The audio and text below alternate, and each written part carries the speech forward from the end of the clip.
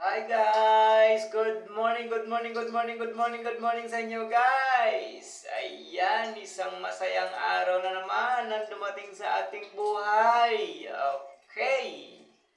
So, nandito na naman ako guys sa inyo guys para magbigay ng idea sa aking maiisip na lulutuing ulam ngayong katanghalian. Yun!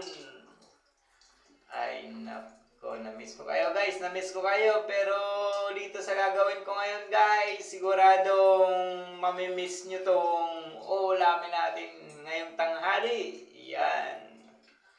Kasi ang naisip kong lulutuing ulam, authentic na naman guys. Lutong probinsya na naman to. Sigurado. Mapapakain na naman kayo ng maraming kanin na naman ito. So, as usual guys, nandito ako ulit ngayon sa aking, ayan, yung inuna ko muna ang aking bilihin sa aking kulang sa tindahan. Yan. So, mabilis lang naman yan guys, kasi konti lang naman yan.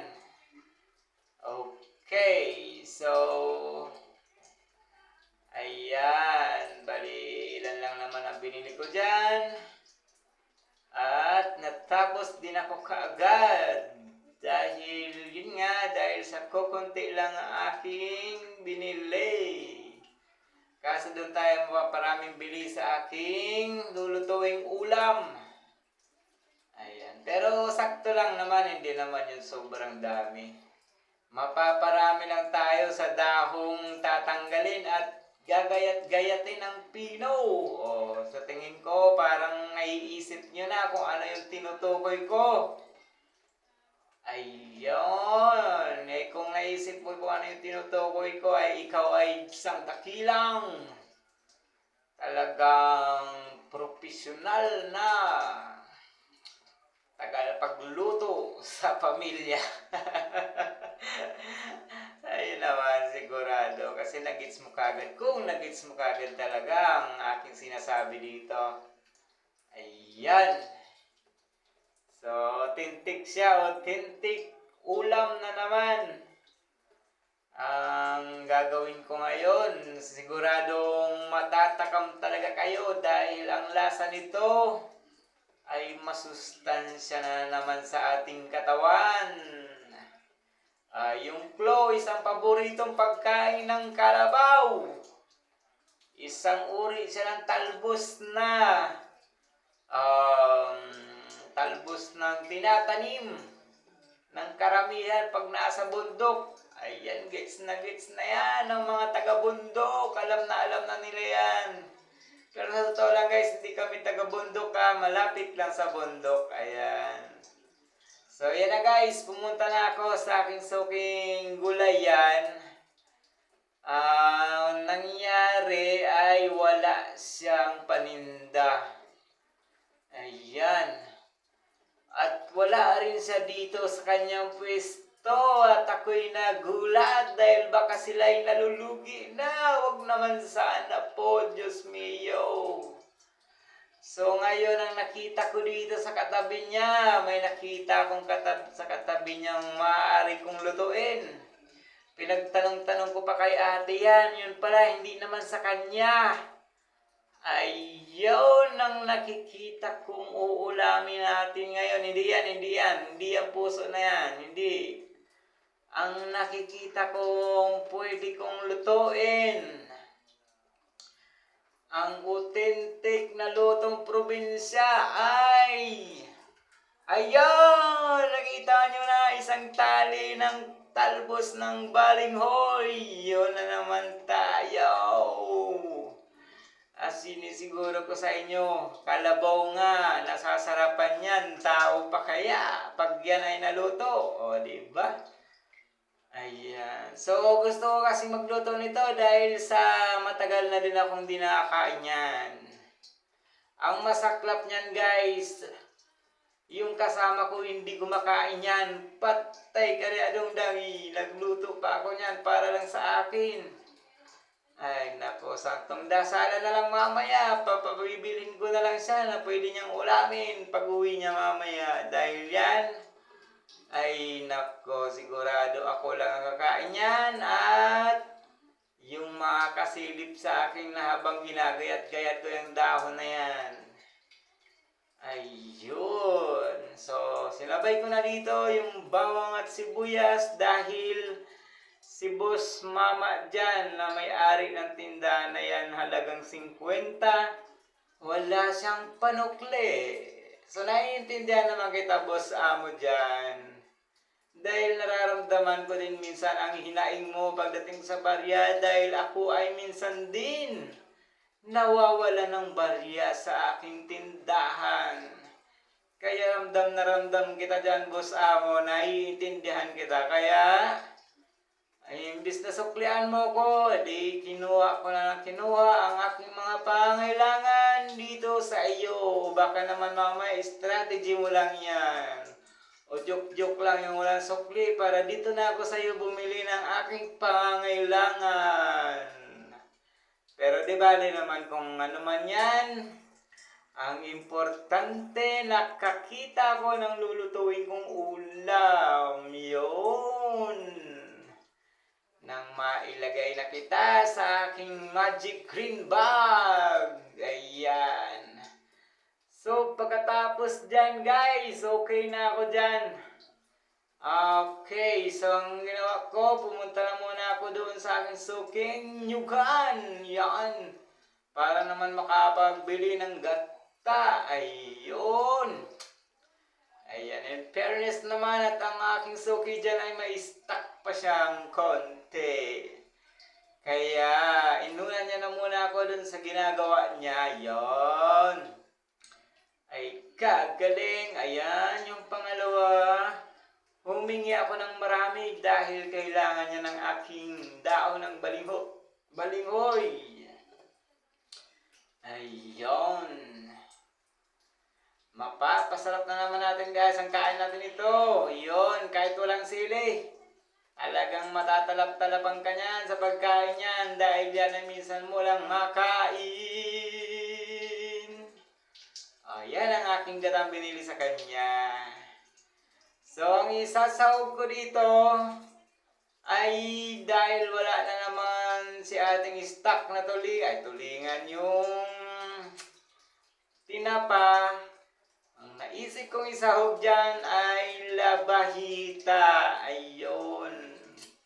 Dahil ayaw ko ng manok or baboy, ang nilagay ko dyan ay labahita. So ayan, pagkatapos ko dyan, pumunta na ako doon sa aking suking nagtitinda ng tinapa. Ayan, pinag-isip pa ako ni ate kung ano yung pwede kong option na pwedeng isahog daw. Buti naman ang pumasok sa isipan ko na isahog dyan ay yun na nga dahil wala siyang tinapa na.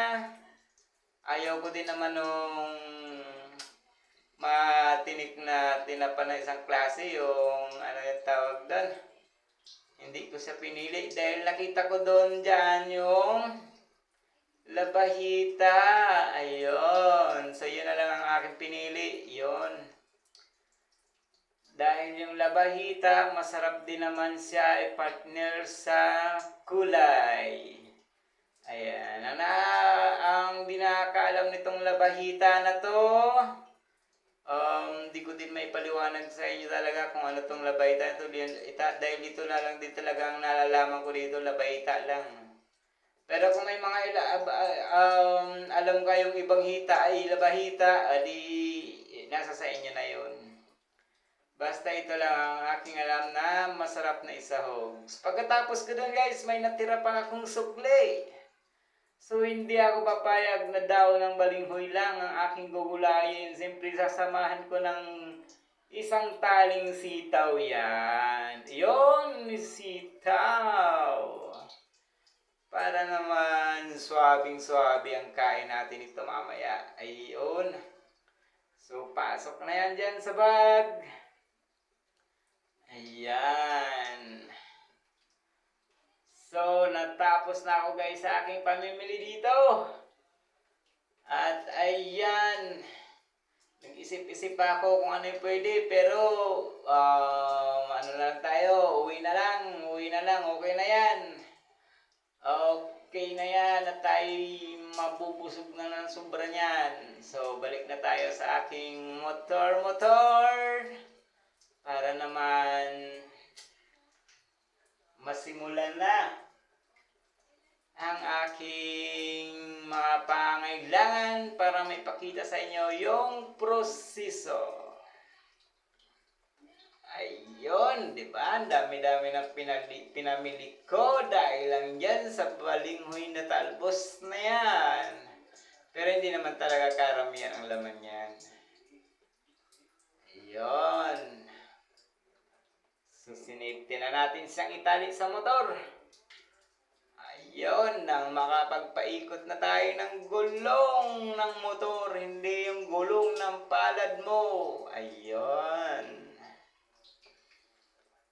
Talaga naman guys.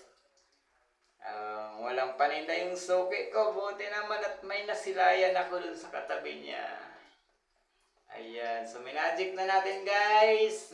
Dito na tayo sa aking munting bahay at munting tindahan. As usual guys, pagdating ko dito, alam niyo naman din yan. Nagpalit na ng damit at nakapagpahinga na. So, yan ang aking binili guys.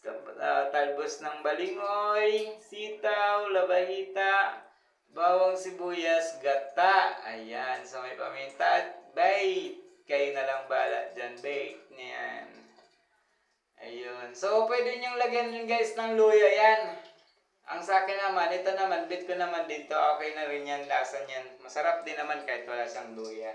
So, in fairness naman, kung mayroon kayong extra, yan. So, ginayat-gayat ko na yan, guys. Ito na yung kinalabasan. Pino, kailangan gayat-gayat ng marino na namang labanan yan para mabilis ang inyong pagluluto niyan. Okay. So, ganyan lang, guys. Kailangan matiisin lang kayo dun sa pagagayat-gayat ng daon ng balinghoy dahil yun ay matagal-tagal naman din yung proseso nun. Pero maliban na lang kung bitirano na kayo, ay talaga mabilis-bilis. Minsan, mahihiwa niyo pa ang balat ng kamay niyan. Kiris-kiris lang ba? Yung kiris-kiris kung tawagin sa amin. Dito, gayat-gayat. Hiwa-hiwa. Ayan guys, yung aking ginawa. Inuna ko muna yung pangalawa. Ricado dyan. Bawang sibuyas. Paminta bits.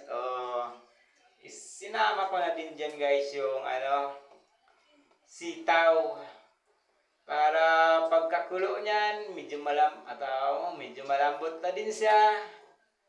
Ayan, so pwede na natin isunod yung kwan dyan pagkakulo na yung talbos ng balinghoy. Ayan yung labayta guys, tinanggalan ko lang ng buntot yan kasi yung buntot ay di ko naman din kailangan na.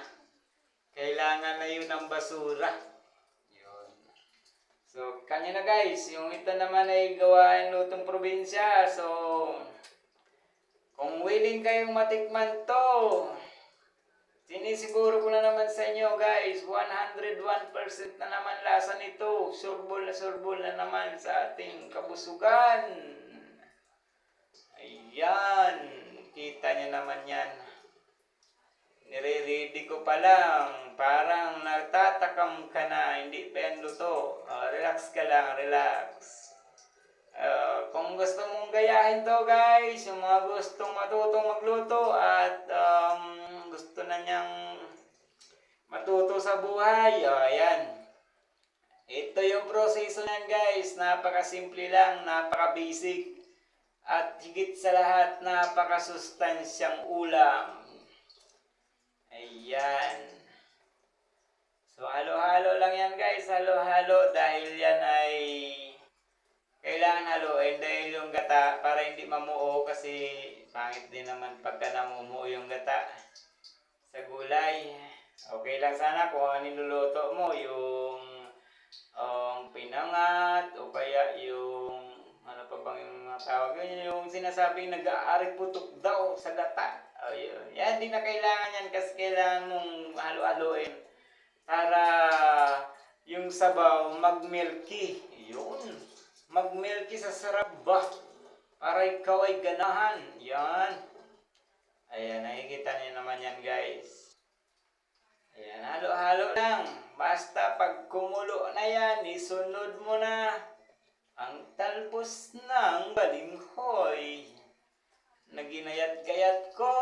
Gaya ng sabi ko, muntik na din matapyasan yung balat ng daliri ko. Kasi totoo naman, mahirap nga naman talagang iwa-iwain ng Pinoy yan.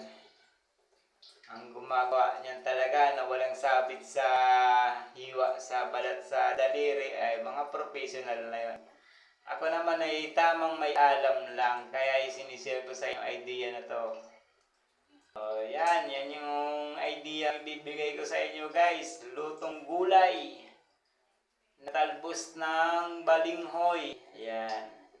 Ayan, subukan nyo guys kung halimbawa may kapitbahay kayo guys, may mga tanim na balinghoy, ay, tapos yung kasing tangkad nyo lang, yung taas ng mga balinghoy, subukan nyo guys, magdala kayo ng kalabaw doon. Kahit itagapin mo lang yung kalabaw doon sa balinghoy, sinisiguro ko sa inyo guys, lahat ng talbos ng balinghoy lahat, talbos yan. Gustong gusto ng kalabaw kainin yan, yung mga yan. Kaya ayan, pero hindi ko naman sinasabing kabaw tayo para kumain ng ganito Siyempre niluluto natin yan. May proseso din naman para lalong sumarap at masustansya sa ating katawan. Yun, di ba? Yan yung mga nagpapalakas sa kabaw, yung mga ganyang pagkain, mga talbos ng balinghoy. Tapos yung mga Carabao grass. Pero yung internet naman yung Carabao grass, wala pa ako nakikita nagluto na nagulay. Pero wag naman sana, kahit sa balinghoy na lang, okay na tayo dyan. Masaya na tayo. Wag na sa Carabao grass. Hindi naman natin pinangarap maging kalabaw. Tao lang din tayo. Taong nag-iingat pa rin sa pagkain, di ba? Yan. So yan guys, kumukulo na siya. So ilalagay na natin dyan ang ating bida ay ang gulay ng talbos ng balinghoy. And para kaya to ay yung mudra hindi kumakain ng ganito. Ang alam kasi nila sa ganito, ipinangbabahog lang sa baboy. Pagkain daw yan ng baboy, di nila alam. Napakasarap yan. Tingnan nyo naman yan guys, nilagay ko na. Nilagay ko na yan. Yan, balinghoy pa lang yan. Di pa ako nakakapagpakita sa inyo. Nalutong laing ko. Yan, pag nagluto ako ng laing ay sinisiguro ko sa inyo. 101% na naman yon.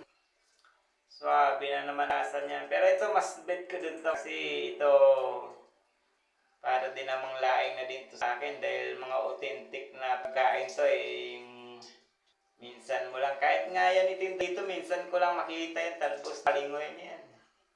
Mas marami pa yung talbos ng kamote kaysa yan yung talbos ng balinghoy. Madalang, kaya nakikita ko tong mayroong display doon sa gulayan ay matik yan. Hindi na natin pinapatagal yan. Yung mga ganyan, bitira na tayo sa pag-iwa-iwa kaya hindi problema sa ating mga yung mga prosesong matagal, mabilis sa atin yan kaya kaya natin habulin yan. Para mapabilis ang ating luto. O, diba? Pero kung tutusin, kulang pa yan. Pwede pa nyo lagyan ng yan, buto patani. Tapos balatong din, pwede din. Mas halong sasarap pa din yan pagka mayroong kuwan. Kaya, kadyus, ayun. Pwedeng ihalo yan dyan. Kasi talang yung mga nabanggit ko na yun, talagang matagal talaga. Kaya madalang itinda dito sa. Kung magkaroon man, napakatindi parang ang presyo gold. Kaya dito lang tayo sa mga budget meal na kuha natin. Yung pwedeng ihain. Hindi nyo man kailangan na kumplituhin yan. Kung ginto naman ang presyo, wag na. Diyan sa mga ganitong ganyan, okay yan. Masarap na marap na yan kahit hindi kumpleto. Masustansya rin yan sa katawan natin. Yan nyo guys. Kita nyo naman. Wala pa yung purong gata yan. Pag nilagay ko yung purong gata dyan guys. Oh, snap ko. Pag nagdilaw-dilaw na yung sabaw niyan. Ow! Wait, yan sinasabi ko. Ayan na yung puro. Ayan na yung purong gata. Yan na yung guys, yan na yung pang final dyan. Di ba? So saglit na lang yan. Kumbaga patutuyo-tuyuin lang natin ng mga ilang minuto yan. Para ma-absorb nung dahon yung purong gata. Ayun. Yun guys, di na ako nagay dyan guys ng asin. Kasi yung labahita, kita niya naman.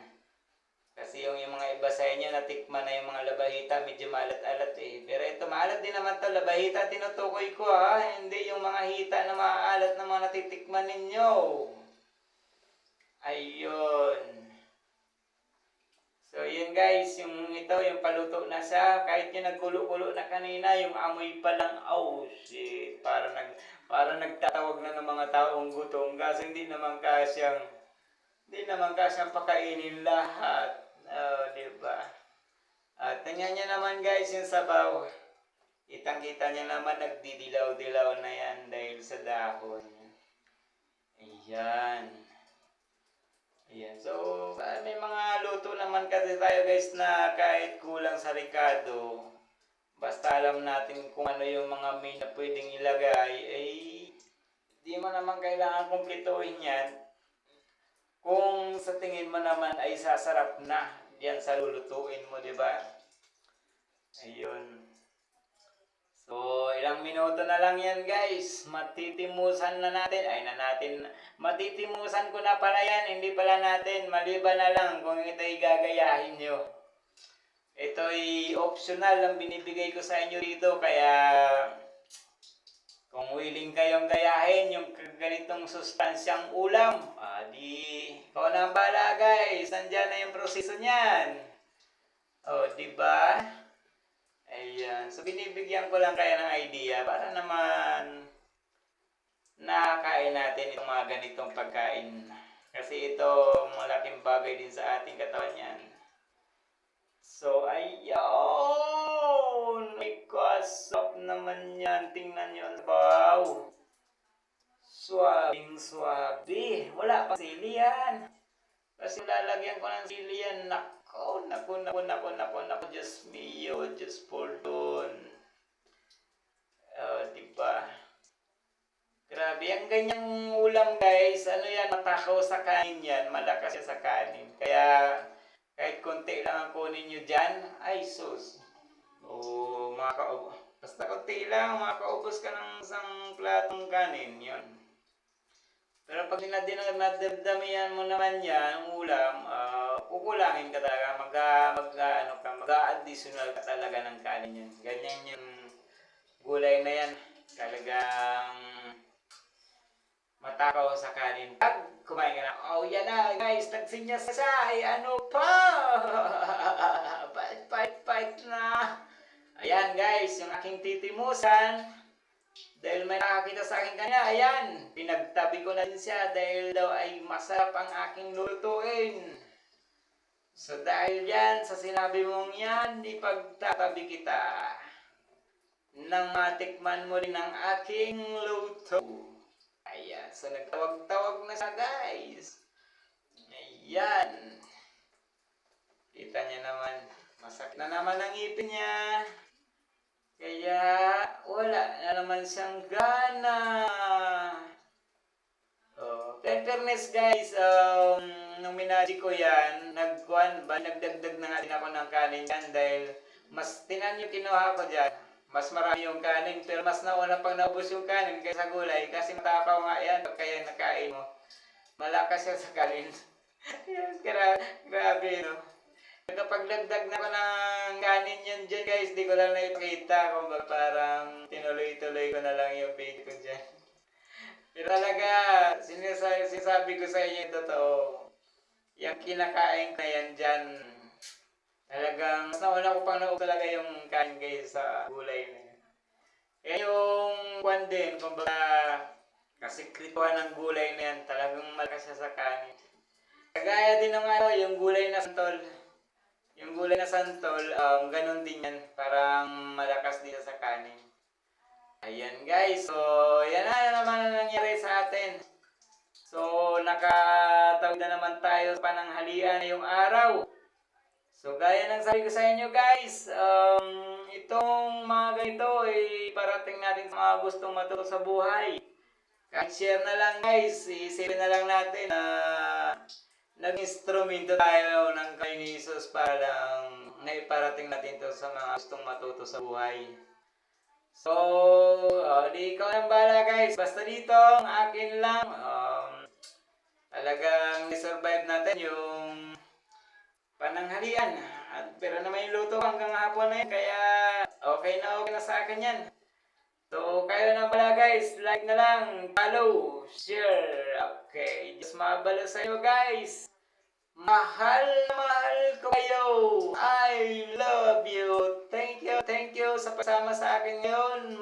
Maraming salamat po sa inyo.